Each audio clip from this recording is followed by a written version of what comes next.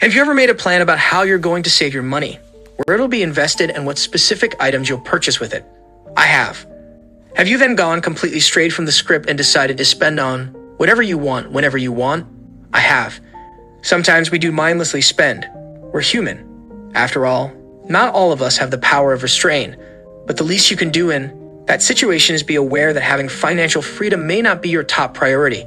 The moment I realized that was the moment I understood I knew absolutely nothing about money management. It wasn't until I started abiding to the following rules that I had a glimpse of financial freedom. You too can change your life around and grow your bank balance by following these relatively simple tips. Number 1, be financially disciplined. So last year I had this job that really paid well. And according to my calculations, I only needed 30% of it to spend on everything I wanted, like shoes, clothes, outings, etc., and save the rest. I was so pleased with myself that I couldn't deny the fact that that was going to be my best year.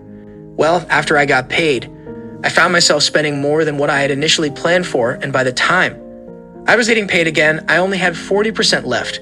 I was so disappointed, but on careful analysis, I discovered I wasn't disciplined with the money. Being disciplined in your finances means that you have to maintain the balance between income, investments, and spending. If you do all this right, eventually you'll have saved a lot of money. I understand it's not easy to save money from a fixed income because along the way, there will be bills that pop up, be it hospitals or TV subscriptions. Paying for them is definitely a must, but still you have to be disciplined in the sense that you avoid spending your money on all the good stuff you see. I know for a fact that there's no day I left out a good sneaker I found online if I could afford them. To be honest, this was a stupid move because when you're dependent on monthly payments, being a spendthrift is the worst thing you could do. Being disciplined also means that you avoid debt by all means. I get that sometimes we need something so badly that we end up getting a loan. It sure feels good at the moment, but later on, regrets always kick in when you're calculating how to spend your salary only to remember the debt you owe someone. Number 2, make a budget and start saving. Did you know that it only takes 25 days to create a very good budget? All you need to do is track all your expenses for this month as you note them down. After you're absolutely sure of what you need to spend each month, you can then plan your budget. In your budget, you should also include saving your money. Personally, I use the 50/30/20 rule to make my budget, which I do recommend you try out. It simply means that 50% goes to essentials, 30% goes to wants, and 20% goes to saving or investment. I've been saving my money for so long that I've come to realize that it's not good to have your money idling around. That is why I also advise you to choose high-yielding savings accounts. The reason for this is that if you want to be wealthy someday, you should take advantage of any compounding opportunity that comes your way. You see, the rich didn't just get rich by stacking their money on every payday. They also made their money work for them. I am talking about a high-yielding savings account.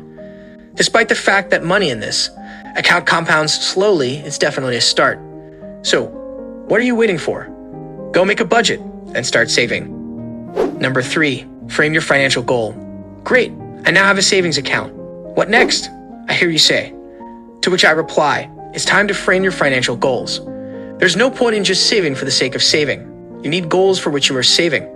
Not just that, you need to specify how long it will take you to save up to that goal and exactly how much you will need. In order to do this, it's best to put your goals into 3 categories: short, medium, and long term. The titles sort of give it away. By doing this, you now have a bigger picture in mind with regards to your savings account. Make sure you've actually put pen to paper or finger to keyboard if you're a tech whiz like me to note down these goals. So many of us simply have these goals in mind but without any specifics. There's no use for this ambiguity. Top tip, make sure you calculate your finances according to rate of inflation. How upsetting would it be to have a goal priced at today's market, only to then learn you are actually behind by $1 million? Number 4, invest in the right instruments. A few years ago, I noticed that most of my friends got pretty rich from Forex trading. This made me so jealous that I decided to start as well. So the moment I got paid, I rushed to open a Forex trading account. For a while, I saw positive results. My money was growing and my friends were reaping the benefits too. I started making lists in my head of all the things I become a millionaire, which obviously wasn't a long while away. But, as with every great story, there was a drop. I lost all my money. My friends lost theirs too. While I did lose all my money and some of my sanity, I did gain a lot from this experience. I learned that one should only invest in what they know. On top of this, I was taught that someone who has just started earning money shouldn't jump into trading and investing. Instead, they should keep their short-term goals in debt, long-term goals in equity, and medium-term goals in both. This is until they've fully comprehended the concept of liquidity, returns, and tax liability.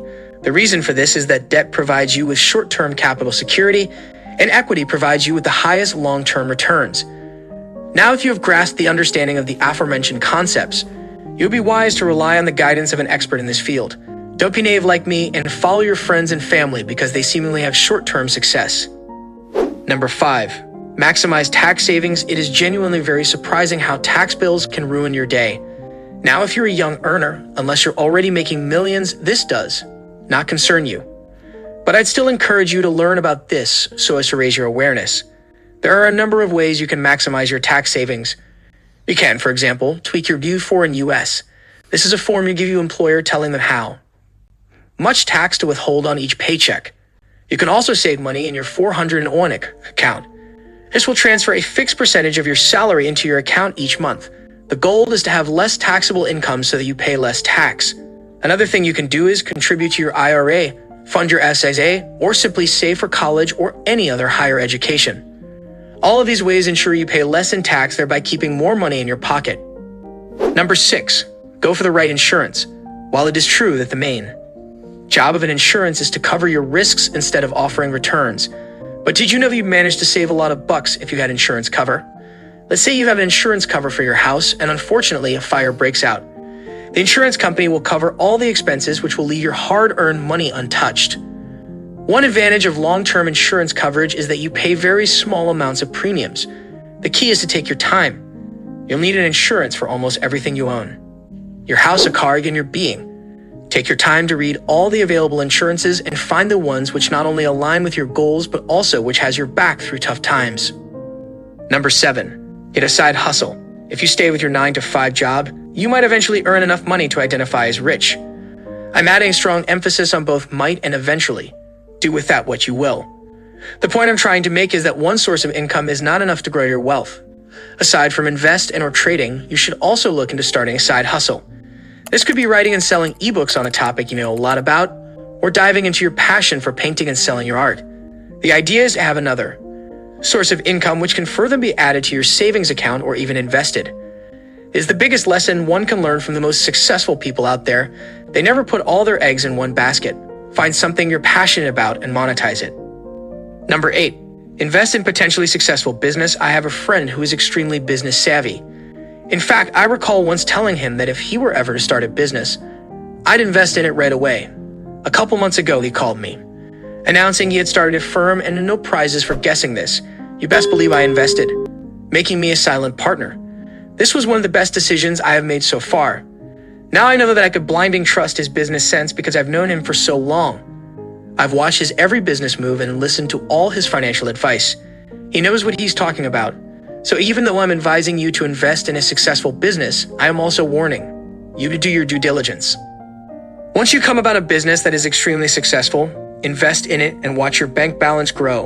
Once you have mastered the art of financial discipline, sit down and thoroughly go through all the various ways you can make money on top of your 9-to-5. The golden equation of financial abundance is to have multiple streams of income, along with self-control over your purchases.